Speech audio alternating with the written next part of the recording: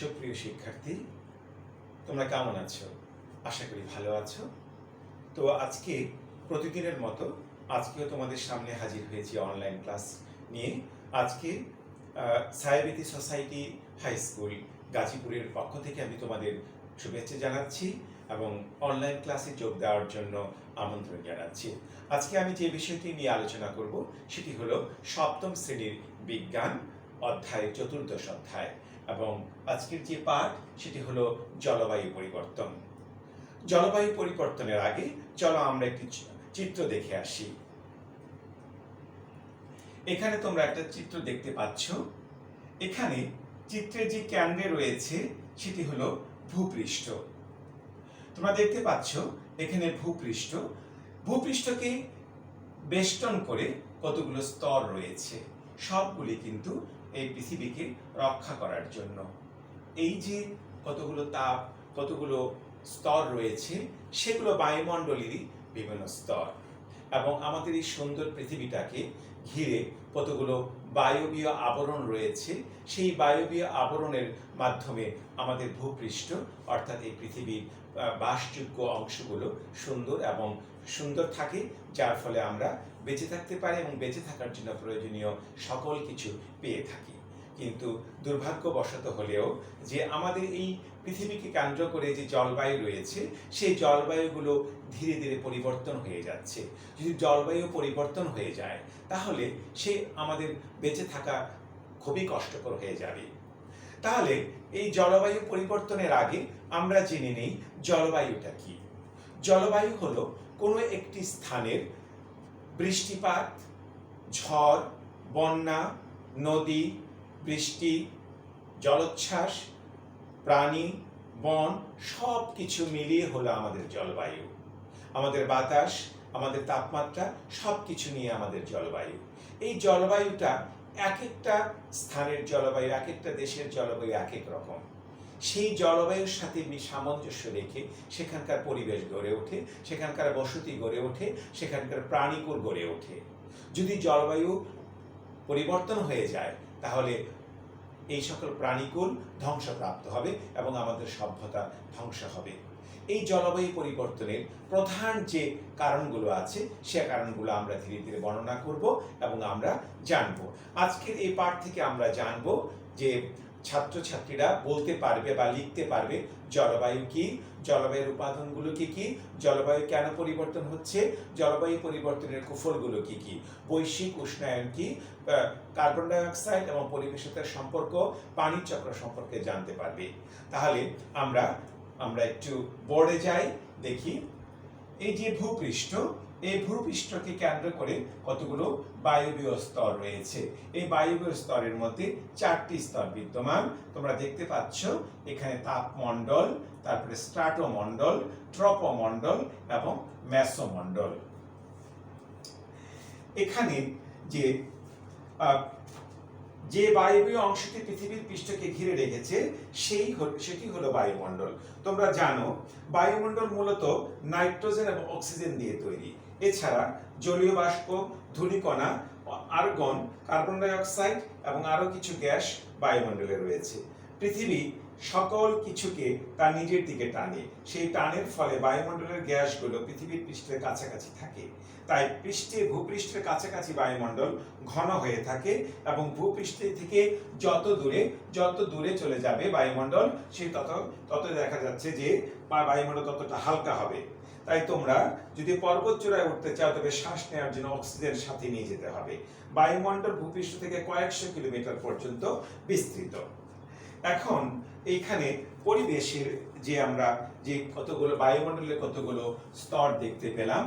এখন এই যে জলবায়ু পরিবর্তনের সাথে এখানে আমাদের কতগুলো জলবায়ুর যে উপাদান,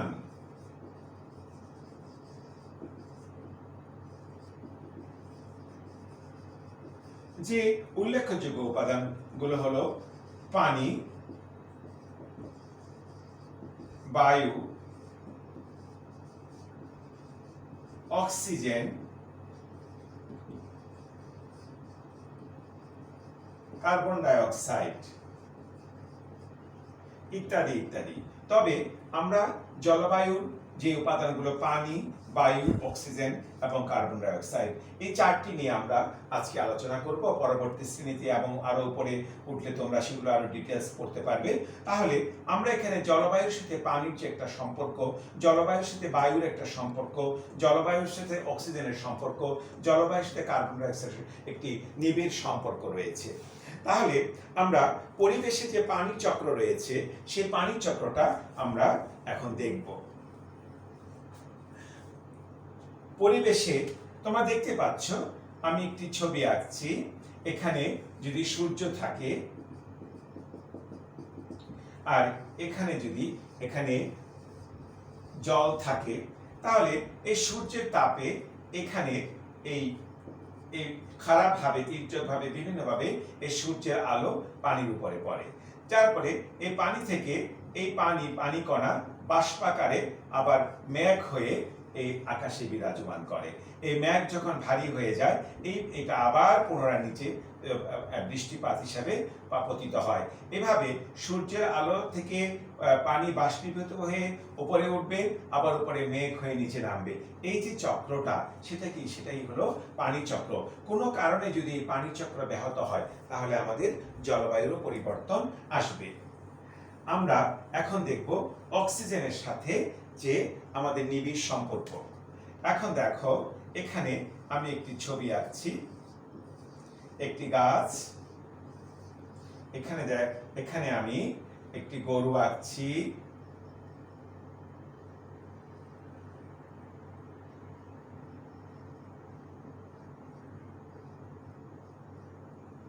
আচ্ছা, এখন এখানে দেখো, এখানে এই অক্সিজেন আমরা বায়ুমণ্ডল থেকে পাই। এটা বায়ু থেকে আমরা অক্সিজেন পাই। এই অক্সিজেনের স্টোর হাউস বলা হয় এই গাছকে। এই গাছপালা অক্সিজেন ছাড়ে। এই গাছপালা থেকে অক্সিজেন আবার প্রাণী গ্রহণ করে। এই প্রাণী আবার কার্বন ডাই অক্সাইড ত্যাগ করে। এই কার্বন ডাই অক্সাইড আবার বৃক্ষ গ্রহণ করে। এইভাবে পর্যায়ক্রমে পরিবেশ থেকে অক্সিজেন এবং বৃক্ষ অক্সিজেন ত্যাগ করে পরিবেশে, এবং সে অক্সিজেন প্রাণী গ্রহণ করে। প্রাণী আবার কার্বন ডাই অক্সাইড ত্যাগ করে। সেই কার্বন ডাই অক্সাইড আবার বৃক্ষ বা গাছপালা গ্রহণ করে। প্রাণীরা গাছপালা গ্রহণ করে। অর্থাৎ প্রাণীকুল অক্সিজেন গ্রহণ করে, কার্বন ডাই অক্সাইড ত্যাগ করে। উদ্ভিদকুল কার্বন ডাই অক্সাইড গ্রহণ করে, অক্সিজেন ত্যাগ করে। এই যে চক্রটা, এই চক্র যদি কোনো কারণে ব্যাহত হয়, তাহলেও আমাদের জলবায়ুর পরিবর্তন হতে পারে।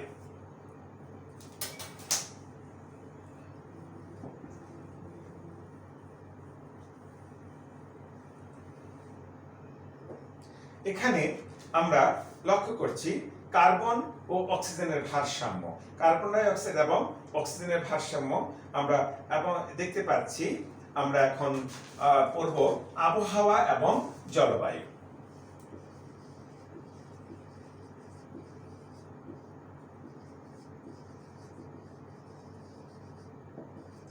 আবহাওয়া এবং জলবায়ু।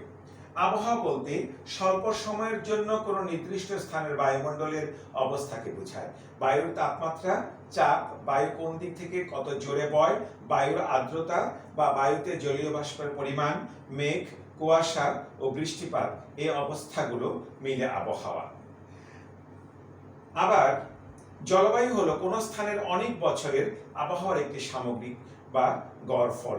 যেমন আমরা বলে থাকি বাংলাদেশের জলবায়ু উষ্ণ বা আর্দ্র, এবং এভাবে এখান থেকে তোমরা আবহাওয়া ও জলবায়ুর পার্থক্য বুঝতে পারবে।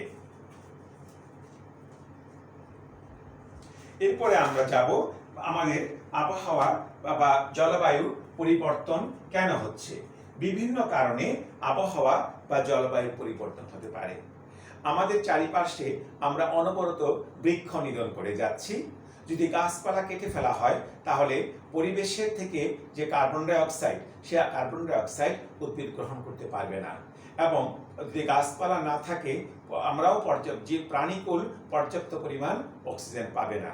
যদি কার্বন ডাইঅক্সাইড পর্যাপ্ত পরিমাণে উদ্ভিদ গ্রহণ করতে না পারে তাহলে পরিবেশের মধ্যে কার্বন ডাইঅক্সাইডের পরিমাণ বেড়ে যাবে। কার্বন ডাইঅক্সাইডের পরিমাণ যদি বেড়ে যায় তাহলে আমাদের উত্তর মেরু এবং দক্ষিণ মেরুতে যে বিপুল পরিমাণ বরফ জমা আছে সেই বরফগুলো গলে যাবে। গলে যাওয়ার ফলে সমুদ্রের যে উচ্চতা সেটা বেড়ে যাবে, পানির সমতলের উচ্চতা বেড়ে যাবে এবং পৃথিবীর নিম্নাঞ্চলগুলো প্লাবিত হবে এবং যার ফলে আমাদের পৃথিবীর সভ্যতা এবং মানব সভ্যতার এবং অনেক শহর নগর ধ্বংস হয়ে যাবে এবং আমাদের সভ্যতা বিলীন হবে। এরপরেও দেখা যাচ্ছে আমরা প্রতিনিয়ত প্রচুর পরিমাণে বিষাক্ত কার্বন ডাইঅক্সাইড সৃষ্টি করছি। তারপরে আমরা কৃষিকাজে আমরা রাসায়নিক সার ব্যবহার করছি, আমরা পলিইথিলিন ব্যবহার করছি, পলিইথিলিন ব্যাগ ব্যবহার করছি এবং আমরা প্রচুর পরিমাণে ধোঁয়ার সৃষ্টি করছি। মিল কারখানার বর্জ্য পদার্থ নদ নদী খাল বিল হাওর বাওরে ফেলে দিচ্ছি, যার পানি দূষিত হচ্ছে। এভাবে দূষণের ফলে প্রতিনিয়ত আমাদের কার্বন ডাইঅক্সাইড উৎপন্ন হচ্ছে এবং পরিবেশ নষ্ট হচ্ছে। যদি পরিবেশ নষ্ট হয় তাহলে আমাদের এই সুন্দর পৃথিবী ধ্বংস হয়ে যাবে। তাহলে আমরা এখন যে জলবায়ু পরিবর্তনের রোধে আমাদের কি কি করণীয় আমরা দেখব। কার্বন ডাইঅক্সাইড উৎপাদন সীমিতকরণ, তারপরে বৃক্ষ নিধন বন্ধ করা,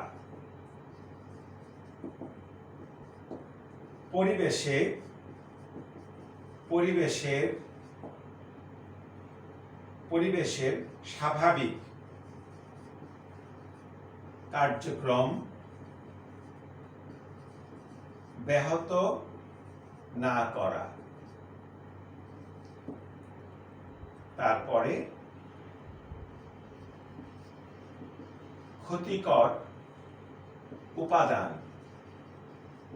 যেমন পলিথিন মাটিতে না ফেলা। যদি আমরা এই সকল কাজগুলো আমরা বন্ধ করতে পারি তাহলে আমরা আশা করছি যে আমাদের ক্ষতিকর কার্বন ডাইঅক্সাইড উৎপন্ন হবে না এবং আমাদের পরিবেশের ভারসাম্য বজায় থাকবে। যদি জলবায়ু পরিবর্তন হয়ে যায় তাহলে আমাদের কি হবে? আমাদের সভ্যতা নষ্ট হবে। জলবায়ু পরিবর্তন ও বৈশ্বিক উষ্ণায়ন রোধে আমরা কি করতে পারি? জলবায়ু পরিবর্তন রোধে বা বৈশ্বিক উষ্ণায়ন রোধে আমরা কার্বন ডাইঅক্সাইড উৎপাদন বন্ধ করব এবং ক্ষতিকারক গ্যাস উৎপাদনে বন্ধ রাখবো এবং কলকারখানা ঘরবাড়ির আবর্জনা পলিথিন এখানে সেখানে আমরা ফেলবো না। তাহলে আমরা যেটা আমরা আজকে জানলাম যে এই অধ্যায় থেকে যে জলবায়ু কি এবং আজকে আমাদের এই অধ্যায় থেকে আমরা যে বিষয়গুলো আমরা জানতে পারলাম, জলবায়ু কি, আবহাওয়া কি, জলবায়ু এবং আবহাওয়ার মধ্যে যে পার্থক্যগুলো কি কি কারণে জলবায়ু পরিবর্তন হতে পারে এবং আমাদের বায়ুমণ্ডলের যে স্তরগুলি আছে সেই স্তরগুলো এবং পানির চক্র সম্পর্কে জানলাম এবং অক্সিজেন চক্র সম্পর্কে জানলাম এবং বৈশ্বিক উষ্ণায়ন কি কারণে হতে পারে এবং হলে কি হয় এবং আমরা কিভাবে আমরা বৈশ্বিক উষ্ণায়ন রোধ করতে পারি। আমি আশা করছি সপ্তম শ্রেণীর যারা ছাত্রছাত্রী রয়েছে তোমরা আমার এই অনলাইন ক্লাসের পাশাপাশি তোমাদের যে পাঠ্য বই রয়েছে সেই পাঠ্যপুস্তকটি ভালোভাবে পড়বে এবং তোমরা মনোযোগ দিয়ে পড়বে এবং আরো বেশি জানতে পারবে এই জলবায়ু পরিবর্তন সম্পর্কে। পরবর্তীতে আমরা এই জলবায়ু সম্পর্কে আরো বিস্তারিত জানবো। ধন্যবাদ।